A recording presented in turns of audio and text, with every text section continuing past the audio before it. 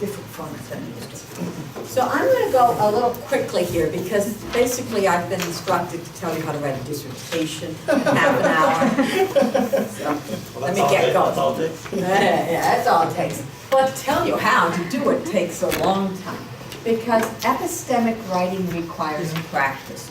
What you're asked to do in the university is a very particular kind of writing. It's very different than sending an email. It requires you to create knowledge. And this is in a particular discipline using the discourse or language of the discipline, the method of the discipline, and the particular forms or genres of the discipline. So no one is born knowing how to write a math dissertation.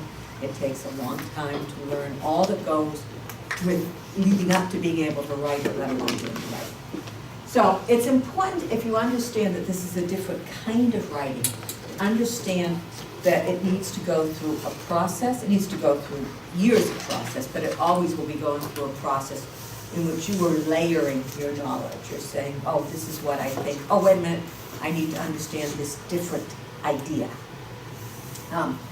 And the way best to get to that is to understand that you do need to practice. You need to have low stakes writing to go with the high stakes writing.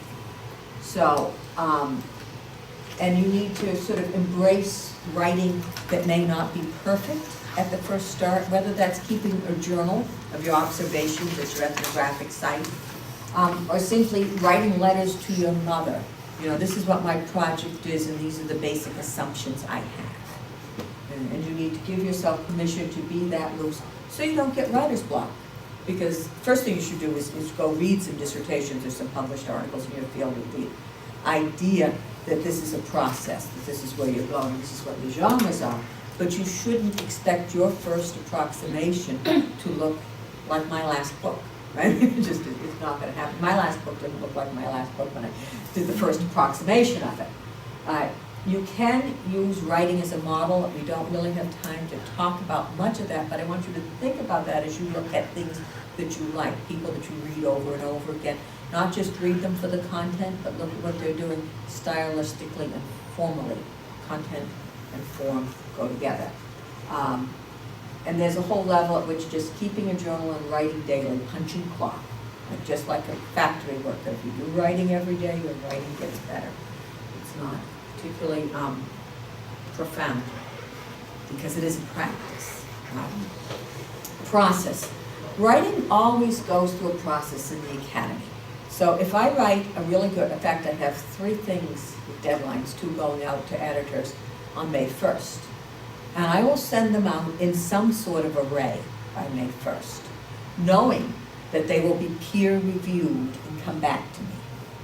And I will revise them. And that is probably where the most improvement in my writing and the increase in knowledge, my knowledge at least, will happen in that peer review.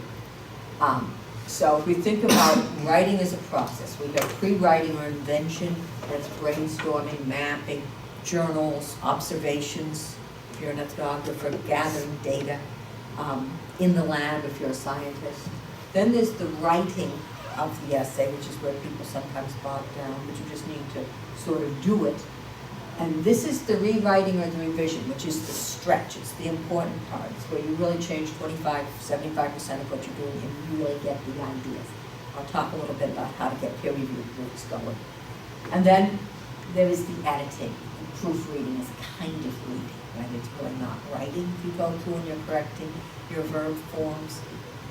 Do not bog down on editing, because if you're going to revise what you've written, the misspelled word or the missing comma isn't going to kill you, right? So let go of that copy editing mind that slows you down, and get in touch with your writerly self as somebody who generates pages.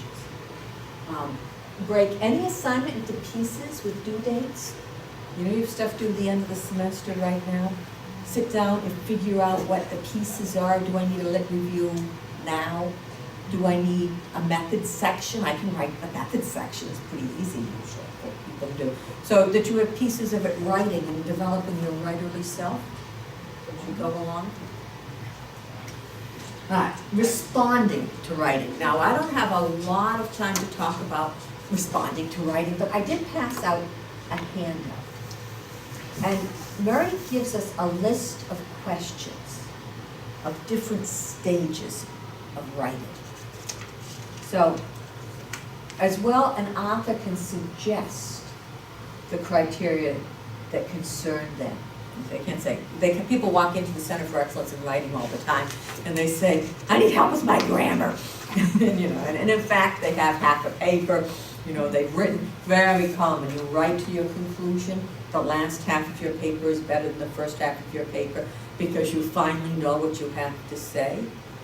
And people never have trouble with the idea that then you have to start with the end and reformat the whole thing all the way through. And so it's not ever time to talk about grammar in that format. It's time to talk about structure, evidence.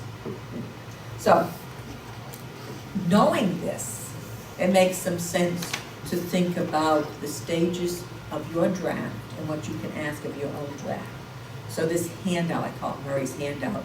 Murray was a Pulitzer Prize winning journalist who became a faculty member at University of New Hampshire and did a lot of really accessible work on how to write.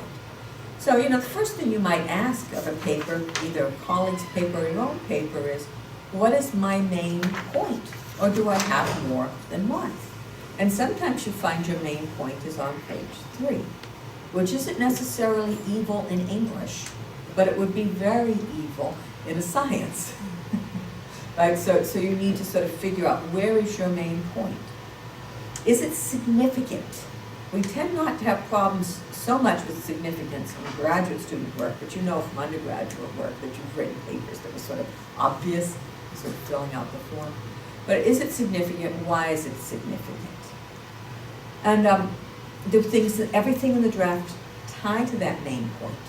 And one of the things I'll do with either a mid-level, or an earlier or mid-level draft is if I have a good sense of what I'm really saying, it's exciting here. And sometimes I write 3 drafts, but I have something now I'm really, really excited about. It's not going to turn up in the article, it's going to turn up in the book I'm working on. That's like, oh, this is so good.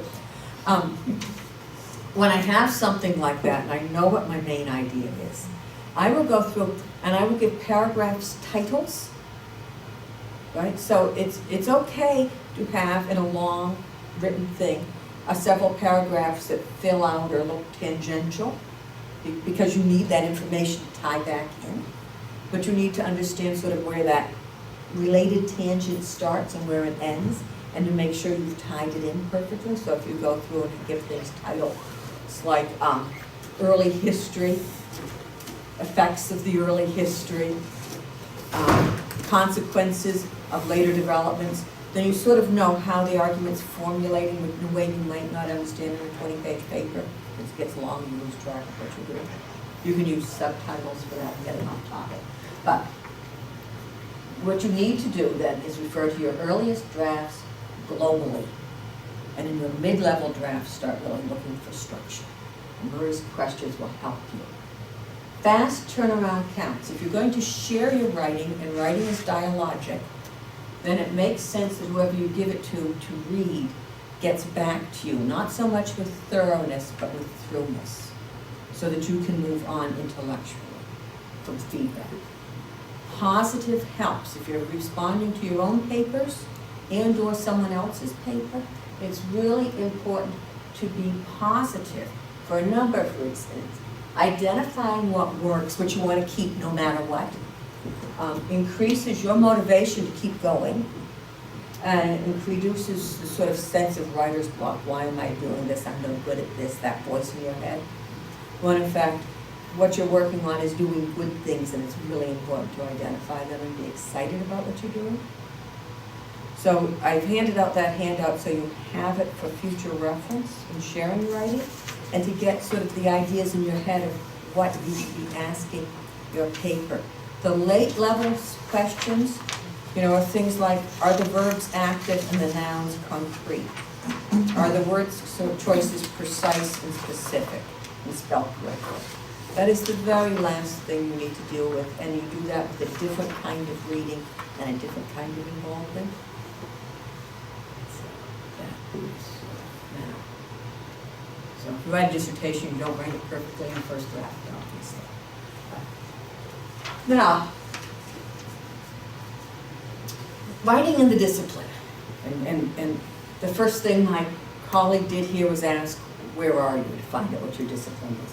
Because it's very, very different. And there is always sort of a clash of pedagogies. The pedagogies of general writing, like be specific and have a thesis in the first paragraph, and what in fact is the situated nature of writing and writing in the disciplines. In your discipline you will have, and I've said these words before, but they're really important to understand what your job, what your acquisition job is here as a writer. So you need to figure out different genres. That's reports, proposals, dissertations, what does an ethnography look like? We had a big fight in my department once. We were going to hire an ethnographer, but people couldn't understand why he wasn't positioning himself rigidly, and I kept saying, well, as an ethnography, you're not supposed to over-interpret and put your meaning on other people's. No, but there's no position here. He needs a point of view. Right? But there are these genres that make no sense to you if it's not your discipline. But you need to make sense of what are the disciplinary assumptions inherent in the genre. You need to go read some dissertations before you write one. This is something that, it's a once in a lifetime genre. You'll never write another dissertation. People sit down, I run dissertation retreats, we call them dissertation retreats that make people sit and write for 4 hours a day. That's a habit they need to develop. People have trouble with it. And most of the people, the vast majority, are writing dissertations, but they've never read a dissertation. So you need to understand what you're writing is a genre and what are the conventions of the genre. There aren't a lot of books that teach you how to write as a biologist, so you have to become the kind of reader that sees what other people are doing and say, oh, I can copy that. So there are methodological strategies that you're going to learn. Some of them are more writerly than others. But all of them depend on a very high level of literacy that you're committed to acquiring at this point in time. And then there's the discourse or jargon that you're going to learn. So in some fields, long sentences are great. In some fields, passive voices are awful. In English, we write things like Shakespeare says, and in history, they would say Shakespeare said. You know, but these moves are important to understand. So it's not just show talk. Sometimes people think it's just showing off. But it's shop talk, it's shorthand for people in your discipline to understand what you're doing. But probably as you started out, it will be show talk. You'll be just sort of trying it on, like learning a new language. Hello, my name is, kind of response.